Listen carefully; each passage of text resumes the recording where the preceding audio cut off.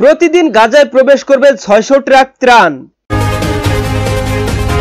Israel ও হামাসের মধ্যে আগামীকাল যুদ্ধবিরতি শুরু হলে গাজা উপত্যকায় ৫০টি জ্বালানি ট্রাক প্রবেশ করবে বলে জানিয়েছে মিশরের পররাষ্ট্রমন্ত্রী বদর আবদেলাত্তি।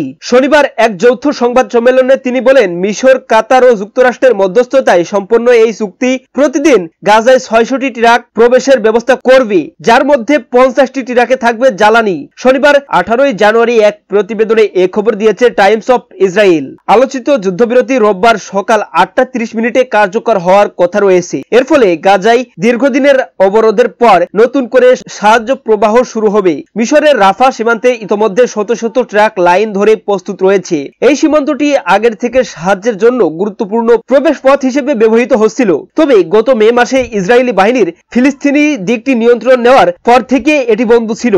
আবদেলাত্তি বলেন, আমরা আশা করি ৩০০টি ট্রাক গাজার উত্তরাঞ্চলে প্রবেশ করবে। গাজার এই অংশে হাজার হাজার মানুষ আটকে আছেন, যাদের মানবিক পরিস্থিতি ক্রমেই খারাপের দিকে যাচ্ছে। আন্তর্জাতিক সাহায্য সংস্থাগুলো এই অঞ্চলের পরিস্থিতিকে প্রলয়ঙ্কারী বলে অভিহিত করেছে। মিশরের পররাষ্ট্রমন্ত্রী আরো বলেন, এই চুক্তি শুধুমাত্র মানবিক সাহায্যের প্রবাহ বাড়াবে না, বরং আঞ্চলিক স্থিতিশীলতার জন্য একটি ইতিবাচক পদক্ষেপ। বিশেষজ্ঞরা মনে করছেন, এই চুক্তির মাধ্যমে গাজার মানবিক সংকট কিছুটা লাঘব হবে। তবে দীর্ঘমেয়াদী সমাধানের জন্য ইসরায়েল হামাস সংঘাতের স্থায়ী সমাধান অপরিহার্য।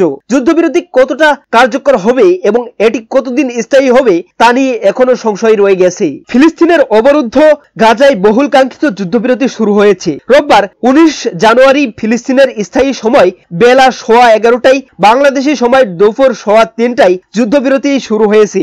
এক প্রতিবেদনে এই তথ্য জানিয়েছে কাতার ভিত্তিক সংবাদ মাধ্যম আল জাজিরা।